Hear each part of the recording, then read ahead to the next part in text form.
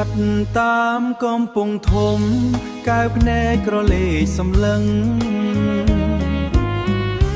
នឹកស្មានមិនដល់ថាមានស្រីស្អាតយ៉ាងនឹងវាលស្រែខៀវខ្ចីបរំភើយតាមខ្យល់ដងហើយចិត្តបងភាំងស្លាំងកាំង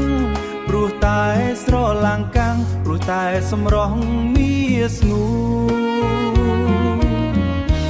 វាលធំទូលាយ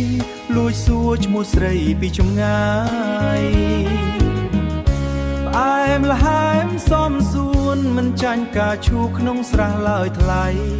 ក្រមុំសំបូរញញឹមស្រស់បំប្រងរាល់ថ្ងៃធ្វើឲ្យប្រុសម្នាក់នេះវង្វេងស្មារតីនឹកស្រមៃចង់ក្បែរអោទឹកដីសម្បូរព្រៃគុកអើ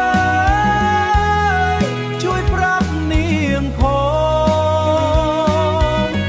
ថាមានកំឡុងភ្នំពេញម្នាក់នេះបំណងចង់ថែចង់ស្គាល់ឲ្យច្បាស់ចង់សុំច្បាប់ចូលដល់ពុកម៉ែស្នេហ៍អ្នកកំពុងធំសន្យាថាមិនធ្វើឲ្យអូនយំឡើយអោទឹកដីសម្បូរព្រៃគុកអើយ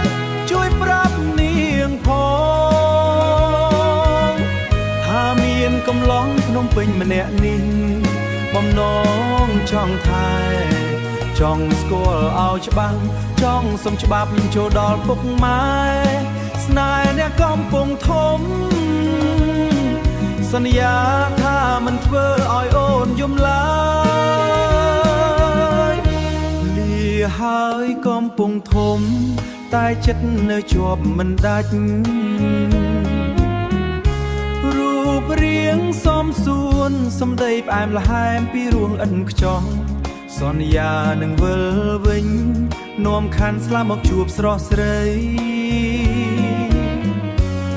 សាងស្នេហ៍អមតាំងនៅលើទឹកដីកំពុងធំរ